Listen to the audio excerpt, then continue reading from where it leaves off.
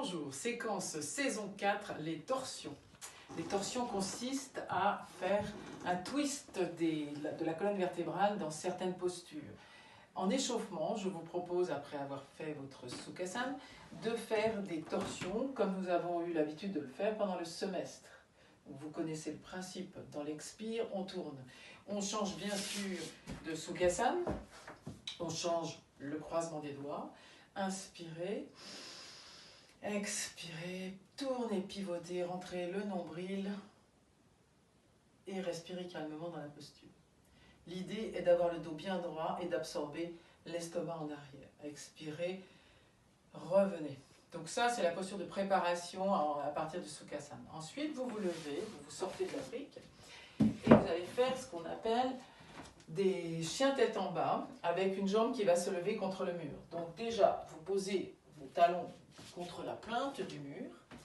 Vous mettez vos mains en avant pour préparer votre Adho Mukha Svanasana. Expirez, étirez bien le dos. Ensuite, les personnes qui sont un peu souples pourront reculer leurs mains de 15-20 cm, puis tourner les orteils et monter la jambe contre le mur.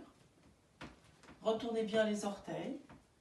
Évitez bien sûr les tableaux ou les bibelots chez vous. Puis revenez et changez. Donc si vous êtes souple, vous pouvez rapprocher un peu les mains des pieds. Vous voyez, je le fais moi. L'idée c'est de ne pas monter le bassin. Vous voyez, le bassin ne peut pas monter. Vous gardez vos deux bassins sur une même ligne.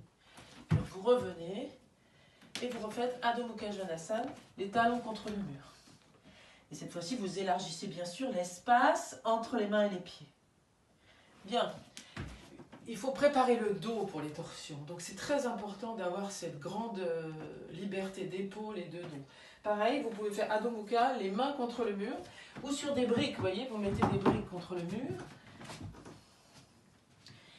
Et vous allez préparer votre dos en pliant vos genoux. Inspirez profondément, soulevez les talons, poussez à fond le dos.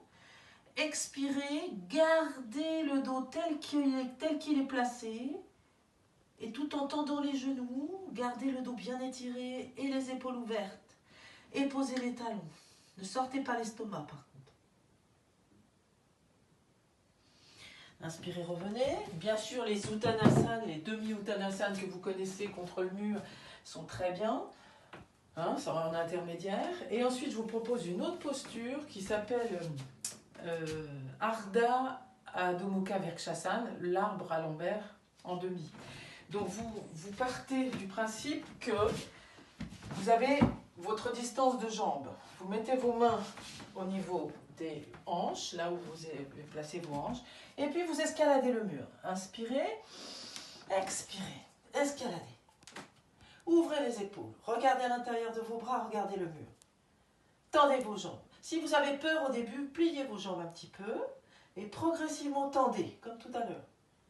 Et ouvrez bien la poitrine en ayant la tête à l'intérieur des bras et non pas vers l'avant comme ceci. Puis revenez. Et pour récupérer de tout cela, refaites un Uttanasana, attrapez vos coudes, descendez, récupérez. Tendez bien vos genoux.